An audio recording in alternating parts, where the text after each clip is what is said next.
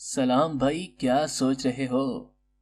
भाई मैंने सुना है कि सुन्नत पर अमल करना कामयाबी है।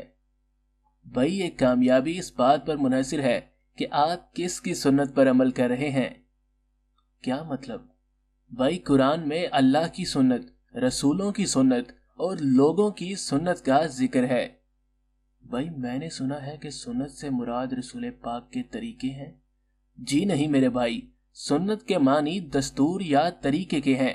जो अमल आप करते हैं वो आपकी सुन्नत है। जो अमल अल्लाह करता है वो अल्लाह की सुन्नत है। इसी तरह जो अमल अल्लाह के रसूलों ने किए वो सुन्नत रसूल हैं। देखिए हम आपको कुरान से अल्लाह की सुन्नत दिखाते हैं। आप सूरा नंबर 33 और आयत नंबर 38 देखिए।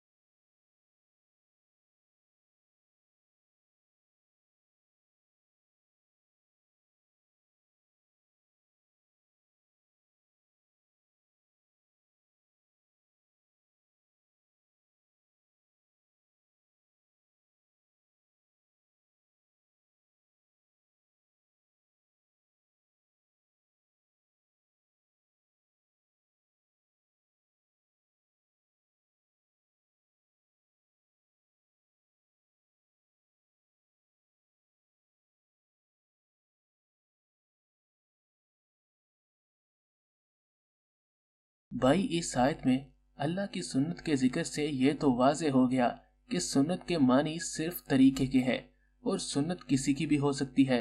तो भाई हमें सही सुन्नत पर अमल करने के लिए क्या करना चाहिए? भाई हमें कुरान से अल्लाह की सुन्नत को समझना है, रसूलों की सुन्नत को अपना रहनुमा बनाना है और लोगों की गलत सुन्नत से बचना है। तो भाई मैं रसूल पाक की सुन्नत पर कैसे अमल कर सकता हूँ? भाई आप पहले सूरा नंबर 2 और आयत नंबर 136 और 37 देखिए।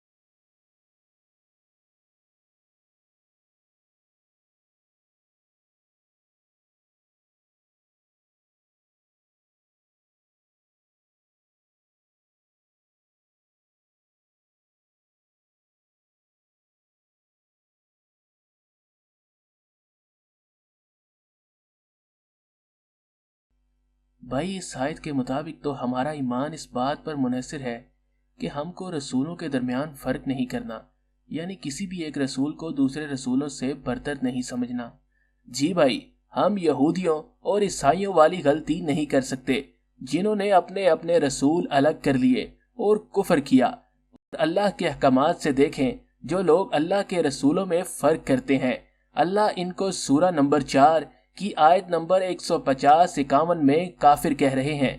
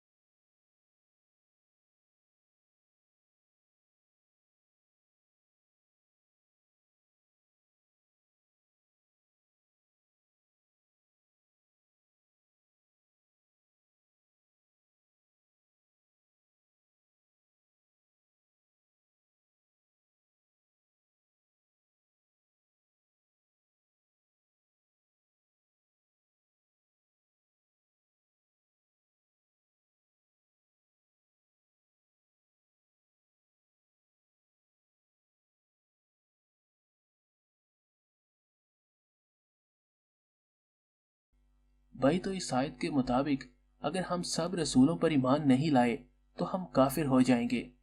جی میرے بھائی، ہم کہتے تو ہیں کہ ہمارا ایمان تمام رسولوں پر ہے، مگر حقیقت میں ہم صرف ایک رسول کو مانتے ہیں اور صرف ایک رسول کی سنت پر عمل کرنا چاہتے ہیں، اور یہ اللہ کے احکامات کے ساتھ کفر ہے۔ اسی لیے ہمیں تمام رسولوں کی سنت پر عمل کرنا ہے۔ تو بھائی مجھے تمام رسولوں کی سنت کا کہاں سے پتہ چلے گا؟ بھائی آپ کو رسولوں کے بارے میں قرآن نے بتایا، تو قرآن ہی آپ کو رسولوں کی سنت کے بارے میں بھی بتائے گا کہ کن حالات میں کس رسول نے کیا عمل کیا۔ مگر ایک سنت ایسی ہے جو تمام رسولوں کی ایک جیسی ہے۔ آپ سورہ نمبر 7 اور آیت نمبر 35 دیکھیے۔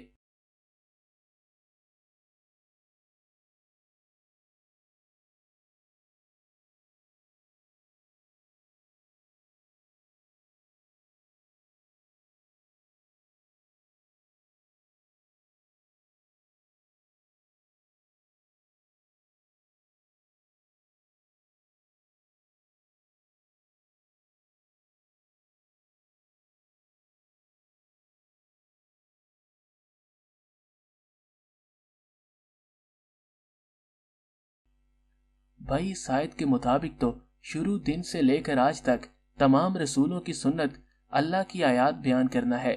جی میرے بھائی، تمام رسولوں نے صرف اللہ کی آیات بیان کی، مگر اس آیت کے مطابق رسولوں نے ایسے آیات بیان کی جس سے لوگوں میں تقوی پیدا ہوا اور لوگوں کی اصلاح ہوئی۔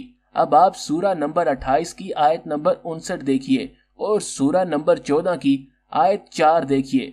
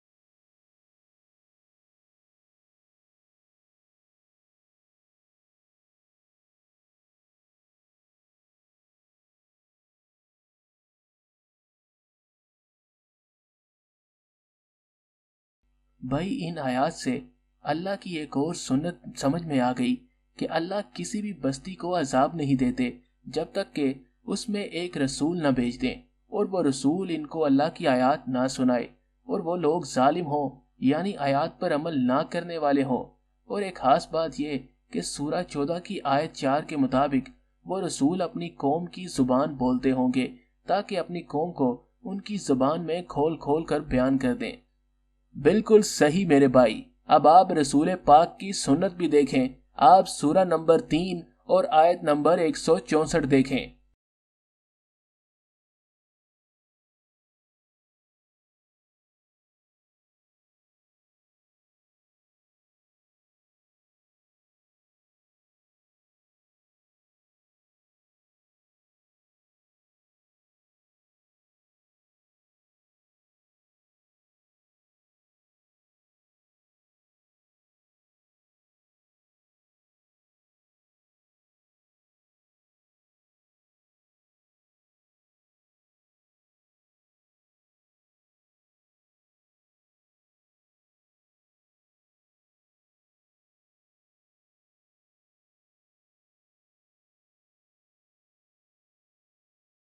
تو بھائی ان آیات سے یہ بات سمجھ میں آ گئی کہ اللہ کے رسول پاک اور تمام رسولوں نے اللہ کی آیات ایسے سنائی جس سے لوگ پاک ہوئے، یعنی برے اعمال سے دور ہوئے، اور لوگوں کو کتاب یعنی قرآن کی سمجھ مل گئی اور لوگوں کے پاس قرآن حکمت یعنی دانائی بھی آ گئی۔ جی بھائی، تو ہمیں تمام رسولوں کی سنت میں اللہ کی آیات کو ایسے بیان کرنا ہے جس سے لوگ پاک ہوں اور ان کو سمجھ ملے، کتاب کی اور دانائی ملے۔ لیکن بھائی جو اللہ نے قرآن میں رسول اللہ کے اسوائے حسنہ پر عمل کرنے کا کہا ہے، وہ کیا ہے؟ بھائی اللہ نے قرآن میں نہ صرف رسول اللہ بلکہ سورہ 60 کی آیت 4 میں حضرت ابراہیم اور ان کے جو ساتھ ہیں ان کی اسوائے حسنہ کا بھی ذکر کیا ہے، اور اسوائے حسنہ کے معنی بہترین مثال کے ہیں، اور جس کام کا ذکر اللہ اپنی کتاب میں کریں گے اس کی تفصیل بھی اپنی کتاب میں ہی بیان کریں گے۔ تو آپ رسولوں کی اسوائے حسنہ قرآن کے باہر کیوں دیکھتے ہیں؟ اور قرآن میں اللہ نے جو بھی رسولوں کے اعمالوں کے بارے میں بتایا ہے وہی تو اللہ کے رسولوں کی اسوائے حسنہ ہے۔ آپ سورہ نمبر 60 کی آیت نمبر 4 میں حضرت ابراہیم کی ایک اسوائے حسنہ دیکھیے۔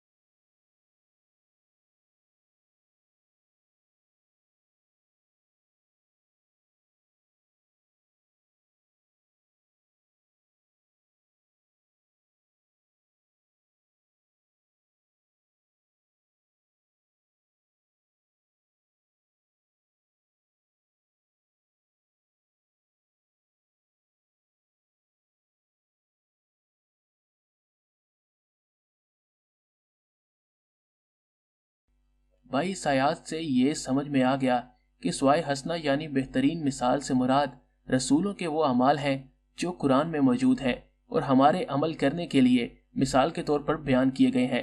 لیکن بھائی میں نے آج تک سنت رسول کے نام پر حلیہ، کھانا، لباس اور ظاہری چیزوں پر توجہ دیکھی، مگر آیات بیان کر کے اصلاح کرنے والی واضح سنت پر کوئی توجہ نہیں دیکھی، جو نہ صرف رسول پاک بلکہ تمام رسولوں کی سنت ہے۔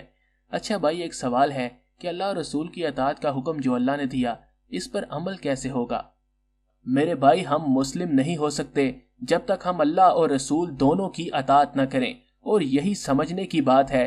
پہلی بات یہ ہے کہ اللہ نے اطاعت کا ایک جیسا لفظ اپنے اور رسول دونوں کے لیے استعمال کیا، یعنی اللہ اور رسول کی اطاعت کے طریقے میں فرق نہیں ہوگا۔ اگر اللہ کی اطاعت حکم مان کر ہو رہی ہے تو رسول کی اطاعت بھی حکم مان کر ہی ہوگی۔ دوسری بات یہ ہے کہ اللہ نے کہا اللہ اور رسول کی اطاعت کرو، اللہ نے یہ نہیں کہا کہ اللہ یا رسول کی اطاعت کرو۔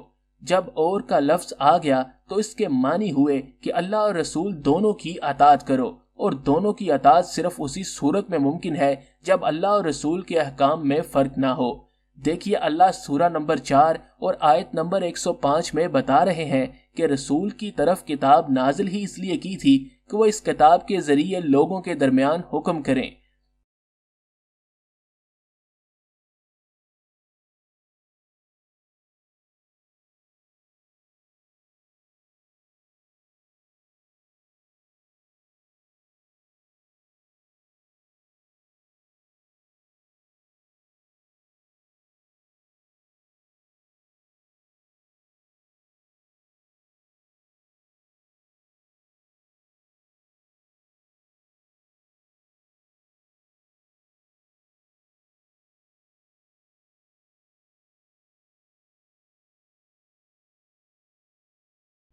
جی بھائی یہ تو سمجھ میں آ گیا کہ رسول کی اطاعت بھی اللہ کی اطاعت کی طرح قرآن میں موجود احکام مان کر ہی ہوگی، لیکن میرا ایک سوال ہے، کیا رسول جیسا حلیہ، لباس اور کھانا سنت نہیں؟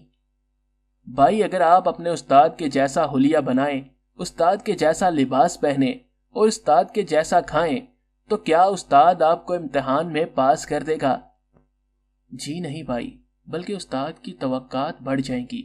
بالکل میرے بھائی، اور ان خود ساختہ سنتوں کے پیچھے ہم رسولوں میں فرق کر کے کفر کرتے ہیں، بلکہ ان کے پیچھے پڑھ کر قرآن میں موجود رسولوں کی اصل سنت کو نظر انداز کرتے ہیں، اور اگر ہم نے اس معاملے میں اپنی اصلاح نہیں کی تو تمام رسولوں کی سنت میں اللہ کی کتاب کو اپنا رہنما بنا کر اپنا ایمان اور اپنے اعمال آیات کے مطابق نہیں کیے، اور اللہ کی آیات کو ایسے بیان نہیں کیا جس سے لوگ پاک ہوں، لوگوں کی اصلاح ہو اور لوگوں کو علم ملے کتاب کا، تو اللہ کے رسول اللہ سے ہماری شکایت کریں گے، جیسا کہ سورہ نمبر 25 اور آیت نمبر 30 میں بیان کیا گیا ہے۔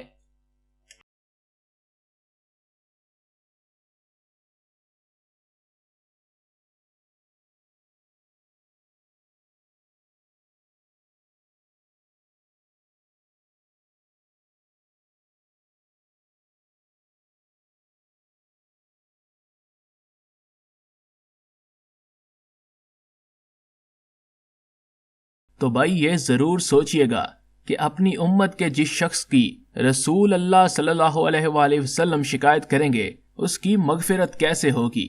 اب بھائی آپ نے گھر میں موجود قرآن سے اس کی تصدیق بھی کرنی ہے اور اس پیغام کو زیادہ سے زیادہ لوگوں تک پہنچانا بھی ہے، اس ویڈیو کو شیئر کر کے۔